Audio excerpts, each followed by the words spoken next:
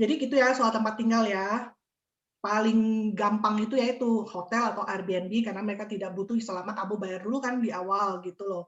Terus kedua, kalau paling gampang, bukan paling gampang, paling bisa menghemat lah ya, yaitu cari koneksi siapa yang sewain kamarnya sesama orang Indo ya atau eh, basementnya gitu. Dan syukur-syukur dapat seperti Marco dan Siska yang basementnya tuh udah finish, yang rapi gitu ya gitu. Kalau takut-takut gitu ya, takut aduh basement apa itu yang bisa minta fotonya gitu kan, coba difotoin gitu. Biasanya kalau yang mereka memang niatnya untuk disewakan itu basement bahkan ada dapurnya, ada kamar mandi sendiri, jadi kalian tetap ada dapat privasinya gitu. Jadi harga berbanding lurus lah dengan fasilitasnya, bener nggak? Biasanya kalau yang room itu cuci baju aja kita share sama yang punya rumah gitu. Jadi kalau kalian yang butuh privacy mungkin itu kurang nyaman. Tapi ya balik lagi, itu temporary, tahan-tahan aja gitu loh. 1-2 bulan habis itu kan udah orangnya udah di sini, bisa cari tempat yang lebih sendiri gitu loh. Nah, bisa datanglah itu ke apartemen-apartemen yang masih ada kosong kamarnya gitu. Ya. Yang berikutnya soal kendaraan. Otomatis kan belum punya kendaraan gitu loh. Jawaban simpelnya ya kemudian belilah mobil gitu karena di sini motor men cuma dipakai berapa bulan doang ya. Jadi di sini itu Nggak ada Mio lagi. mau sepeda ya kejauhan lah ya lagi-lagi kalau winter lu mau gitu naik sepeda kan nggak mungkin ya umumnya tuh mobil lah dan harga mobil di sini kalau dibanding di Indo somehow aku merasa di sini lebih lebih Lebih murah. affordable ya lebih murah lebih umum kayak kan karena kayaknya lu memang at one point lu pasti perlu gitu karena lebih nyaman gitu kalau punya mobil sendiri. Itu jawaban gampangnya. Tapi kalau balik ke pengalaman kalian gitu ya, eh, seberapa urgent sih harus langsung punya mobil gitu loh. Kan kalian udah nikmatin yang namanya naik bus ya, termasuk aku kan udah nikmatin naik bus. Apa suggestion kalian, tips-tips dari kalian?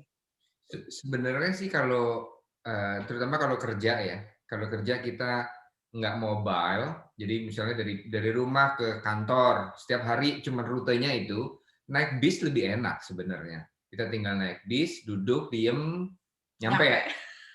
Bisa Kita tidur nggak lagi. ya kita nggak perlu parkir, nggak perlu bayar parkir kalau ya kalau di kantor-kantor di tempat-tempat tertentu kan kita harus bayar parkir. Kita nggak perlu bayar parkir, kita nggak perlu beli bensin kayak gitu. Jadi nah, balik lagi tergantung kebutuhan. Jadi kita sampai kita berapa lama ya? 4 bulan. 4 bulan kayaknya kita naik bis. Nah, kebetulan waktu aku ngelamar kerja, ya kadang-kadang lowongan pekerjaan di sini mereka suka cantumin punya mobil sendiri, terutama untuk pekerjaan-pekerjaan tertentu kan. Nah, karena aku mau trade juga, harus keliling, mau nggak mau, jadi harus punya mobil. Jadi kalau enggak, mau dari satu tempat ke tempat yang lain kan naik bis buang waktu juga. Jadi setelah 4 bulan baru kita nyari mobil. Tapi sebelumnya kita naik bis sih don't mind, nggak masalah. Cuman yang jadi masalah ketika kita harus belanja grocery. Jadi kita harus bawa-bawa banyak gitu kan. Naik turun bis, nah itu aja agak repot. Tapi masih bisa dilakuin. Jadi kalau memang dananya masih mepet, ya udah kita beli bus pass. Bus pass tuh sebulan satu orang sekitar $86 kalau nggak salah. Jadi itu sepuasnya. Mau sehari naik turun 5 kali, 10 kali, pokoknya tinggal kasih lihat kartu sakti itu kan. Bagus loh, anggap aja namanya juga belum ada kerjaan, jadi keliling-keliling aja lihat dari Iya, ujung kota ke ujung kota, bener nggak semua jalur di naik bis keliling-keliling biar tahu kan. Gitu. Nah, jadi kalau mobil ya balik balik lagi tergantung kebutuhan sama ya itu memang affordable banget mau harga mobil di sini. Cuman yang kita harus bayar itu yang agak gede di asuransi. Jadi asuransinya karena kita belum punya experience nyetir di sini itu mahal banget asuransinya.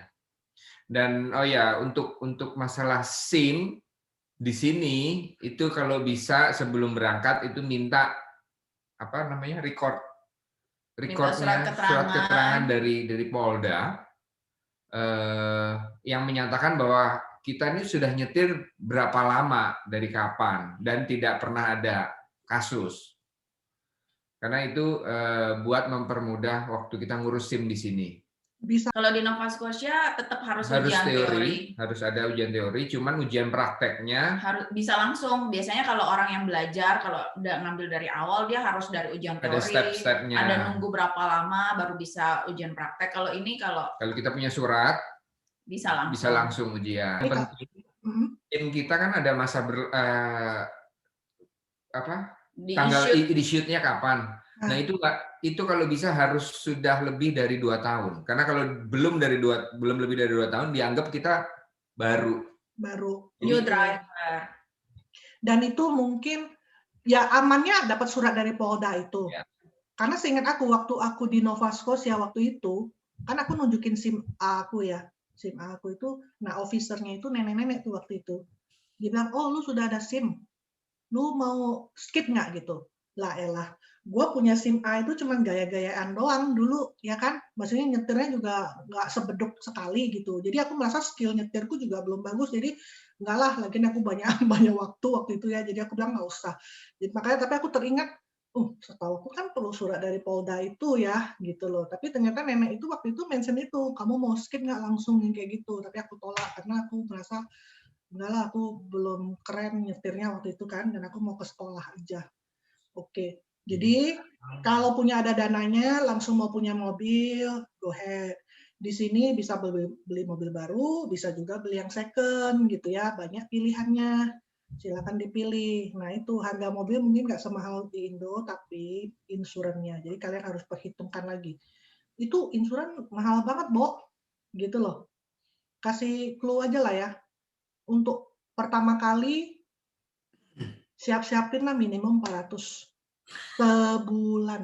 Per bulan. Sebulan. Dan 400 itu moderate loh ya. Moderate loh. Kadang bisa sampai 600, 650 sebulan. Nangis deh. Berarti kita termasuk murah ya. Tapi itu 2 orang atau 1 orang. Karena kan insurance kalau di sini per orang bukan per mobil. Sama tergantung umur juga. Ya.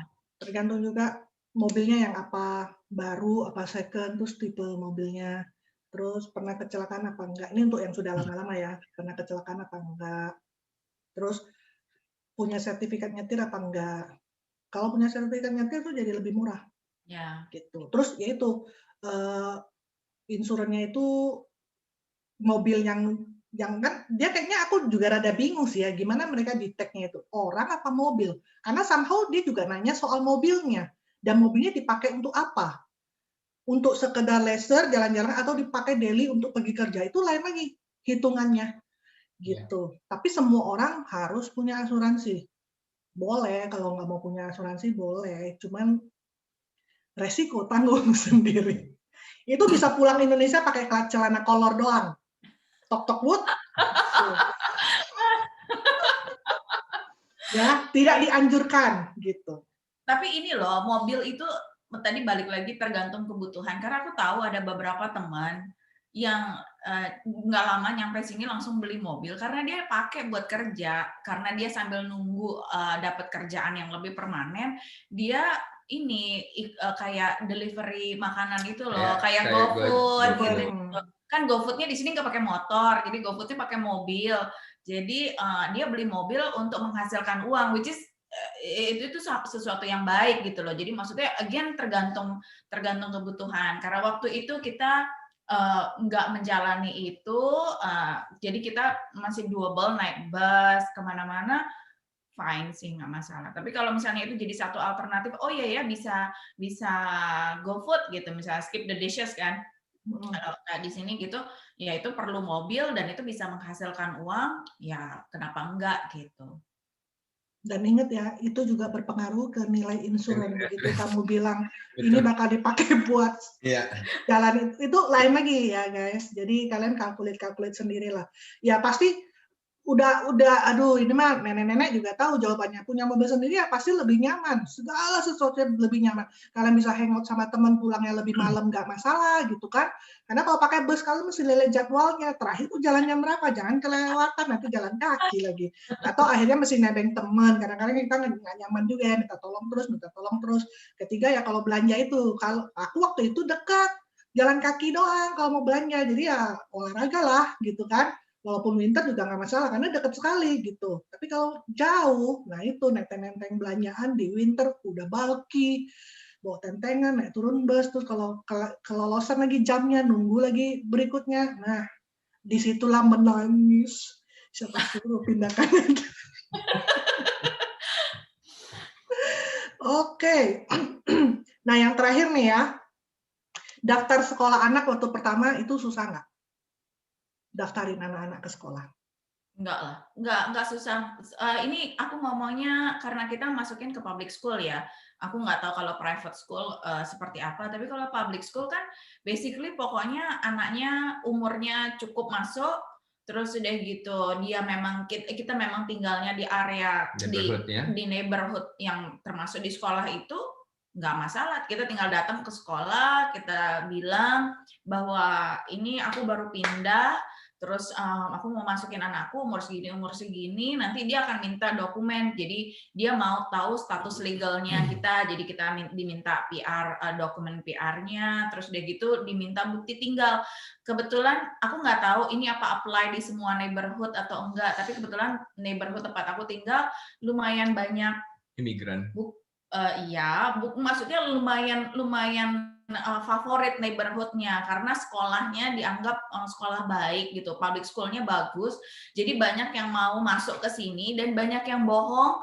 Sebenarnya tinggalnya nggak di sini, dia tinggalnya di neighborhood lain, tapi dia mau masuk sekolah sini gitu. Jadi ketika masuk sekolah itu diminta bukti tempat tinggal residensinya. Jadi apakah dia mau nentuin apa benar atau enggak kita tuh tinggal di sini. Nah, jadi tuh again itu butuh alamat itu pentingnya juga untuk buat sekolah. Kalau kita nggak punya alamat, kita nggak bisa daftar sekolah intinya gitu. Karena sekolah itu ditentukan berdasarkan lokasi tempat kita tinggal. Nah, waktu itu sih kita diminta bukti kayak misalnya bukti listrik atau apalah pokoknya utilities untuk membuktikan bahwa kita memang tinggal di area itu. Tapi once sudah semuanya dokumennya ada, ya udah masuk aja begitu. Dan di sini support ininya bagus banget sih. Maksudnya support buat imigran ya. Buat orang-orang yang first language-nya bukan bahasa Inggris. Jadi anak-anak ini ketika masuk dia diajak ngobrol sama prinsipalnya, terus ditanya apa, maksudnya dia akan assess gitu loh seberapa butuh kamu ini assistance di Inggris gitu. Kalau misalnya dia decide, oh ya anak ini butuh assistance di Inggrisnya gitu, nanti akan dikasih kayak kursus terpisah yang which is free of charge juga, nggak bayar juga untuk bantuin dia catch bahasa Inggrisnya gitu. Itu kalian anak-anak ke public school yang Katolik atau yang reguler? Kalau di sini nggak ada beda soalnya. Kalau di sini nggak ada public school yang Catholic atau enggak. Jadi public school cuma satu public school, nggak ada Catholic school. I see. Tuh, aku aja baru tahu. Oh gitu. Jadi Nova Scotia itu nggak ada Catholic public school ya? Just regular. Oke. Karena ada public school sama private school. Karena tadi yang diminta bukti tempat tinggal segala macam, karena di sini Kanada kan memang sekolahnya itu apa tuh istilahnya tuh by residential, sudah dikotak di kapling-kapling gitu loh. Jadi nggak bisa tinggal di sini, oh sekolah yang bagus di situ, gue daftarin di situ, enggak. Namanya juga gretong ya kan, jadi di yang sudah di kapling-kapling aja. Makanya itu nanti related dengan harga rumah yang mahal. Sekolahnya bagus, rumah yang di situ pasti lebih mahal, jadi otomatis. Nah aku tanya yang public school yang Katolik itu karena kalau di sini kan ada public school-nya yang Katolik juga, nah itu harus lampirin kayaknya bukti kayak baptisnya gitu-gitu loh. Jadi kalau kalian bukan Katolik tuh nggak bisa. Bisa pun itu mesti ada kayak kamu mesti bikin surat, terus mesti ketemu kayak apa tuh ya istilahnya, aku bukan Katolik sih, jadi aku nggak tahu kayak uskupnya atau yang perwilayahnya itu siapanya gitu ya. Jadi kamu harus ketemuin, terus kamu harus kasih penjelasan. Kenapa kamu bukan Katolik, entah kamu Kristen, Buddhis, atau Muslim even gitu ya, walaupun mungkin agak nggak impossible juga ya masukin ke Katolik untuk agama yang lain, tapi ya kalau mau itu bisa. Nah itu tergantung orangnya, kalau dia kasih kayak reference boleh, nah surat dari dia itu kita bawa ke sekolah dan anak kita bisa masuk ke Katolik, karena somehow public school yang Katolik itu katanya lebih bagus gitu loh. Mereka pakai seragam, bedanya tuh mereka pakai seragam, terus juga kayaknya materi sekolahnya itu lebih serius gitu, walaupun masih grade berapa tuh kayaknya lebih gimana katanya lah ya, aku sih kagak tahu deh aslinya gitu. Jadi mungkin adalah 1-2 orang tuh yang kepengen anaknya ke Catholic school gitu.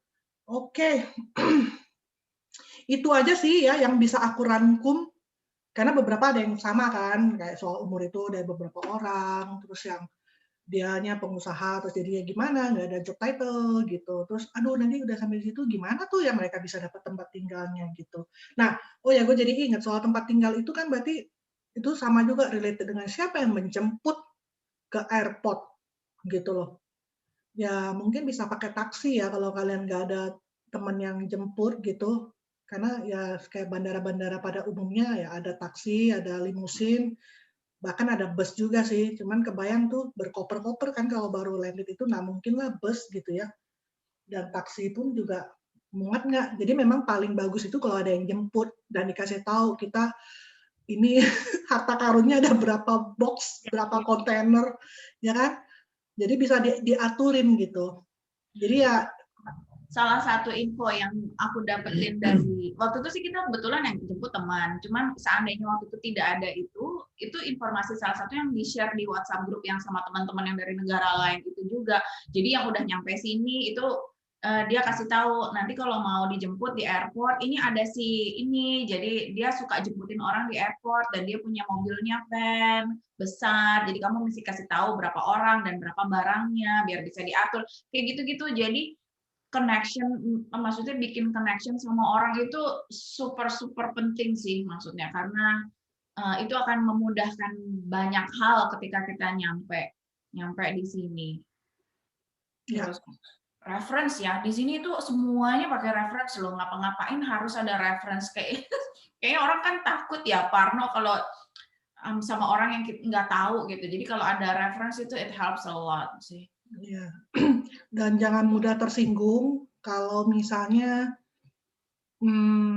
nggak dilolosin sama bank. Misalnya mau, aku juga nggak tahu spesifik kasusnya gimana, tapi intinya adalah ditolak. Ditolak mungkin ya karena nggak match dengan requirement mereka dari sisi dokumen segala macam, bukan dari sisi duitnya. Nah, kadang-kadang kan orang tuh, gila, gue punya duitnya, gitu loh. Kok gitu banget gitu. Nah, jangan. Karena di sini itu kalau urusan bisnis ya bisnis, maksudnya dia pasti juga mau cuan. Kalau sampai dia nggak lolosin itu bukan karena dia bilang atau nganggap kalian itu nggak ada duitnya atau nggak percaya kayak gimana-gimana, ya mereka mau protect bisnis mereka juga. Soal mau cuan mah dia pasti mau cuan, mau kamu jadi customer-nya, tapi pasti ada hal-hal yang bikin dia harus prevent. Jadi kalau kalian merasa duit kalian itu bukan penghalang, mungkin itu karena hal yang lain. Jadi jangan buru-buru tersinggung gitu loh. Ya itu cuma tips dari aku aja. By the way, soal sewa apartemen itu di sini mungkin prosesnya agak beda ya sama di Indonesia. Kalau di Indonesia selama kita punya duit kita bisa bisa sewa tempat dimanapun kita mau. Waktu kita pertama kali nyampe di sini lumayan susah sih untuk nyari tempat tinggal yang permanen itu. Kan memang yang pertama di basement itu. Terus itu kita cari tempat tinggal yang permanen. Waktu itu susahnya, kendalanya pertama karena kita memang belum kerja. Jadi sistemnya kalau di sini kalau mau sewa apartemen kita harus masukin application. Which is application itu nggak kita masukin terus kayak otomatis yang datang pertama langsung diterima kayak kalau kita di Indonesia pokoknya aku punya duitnya aku sewa gitu, nggak bisa gitu. Jadi dia lebih ngelihat kesinambungannya ke belakangnya kamu bakal bisa bayar atau enggak. Kalau kita nggak punya pekerjaan dia akan bertanya-tanya, that's one question mark. Kamu nanti next-nya bisa bayar atau enggak? Mungkin kamu bisa bayar 6 bulan pertama. Setelah 6 bulan kamu bisa bayar atau enggak? Terus jadi intinya pokoknya itu orang yang masukin aplikasi mungkin ada beberapa dan dia landlord-nya tuh bisa milih gitu loh. Aku mau kasihnya ke yang ini, aku mau kasihnya ke ini gitu. Jadi ya itu nanti jangan discourage aja kalau misalnya kita mau cari apartemen itu terus misalnya ditolak atau apa gitu karena memang part of the process-nya itu gitu loh. Jadi harus apply dan landlord-nya bisa bilang yes, bisa bilang no. Jadi habis masukin aplikasi harus banyak-banyak berdoa. Apalagi kondisi saat ini ketika demand lebih tinggi daripada supply. Jadi mereka tuh di atas angin kan, mereka yang take control karena mereka bisa pilih-pilih. Dan seperti aku mention di awal itu tadi, banyak juga mereka tuh diakalin sama orang juga. Makanya di sini tuh ada istilah tenant from hell gitu. Jadi karena nggak bisa efek tenant serta merta gitu loh. Nggak bisa kan, di sini nyawa sangat berharga ya guys. Tapi ya itu pasti ada segelintir orang tuh yang memang yang mempermainkan sistem. Jadi ini juga merugikan kita-kita yang mau patuh gitu ya. Kita jadi kena imbasnya dari sistem yang dirusak sama orang lain gitu. Dan oh ya, congratulations ya buat rumah barunya. Jadi juga buat info buat teman-teman, nggak apa-apa di basement dulu atau di room, terus nanti pindah ke apartemen, sewa. Habis itu you gonna own your own home, townhouse, whatever, condo ya, by your choice gitu. Thank you banget Siska, Marco. Sama-sama. Sudah mau jawab banyak pertanyaan teman-teman penonton kita ya. Jadi mudah-mudahan mereka jadi semakin mantap ya, bisa analisa, bisa hitung-hitung lagi sendiri, bisa ngobrol lagi sama pasangan mereka mau go ahead apa enggak, atau lagi in the middle, jadi tambah semangat, bisa prepare mental mereka, itu yang paling utama deh, prepare mental, karena itu yang sangat menentukan. Ya. Gitu. Oke deh. Thank Okay. you. Thank you. Bye. Bye.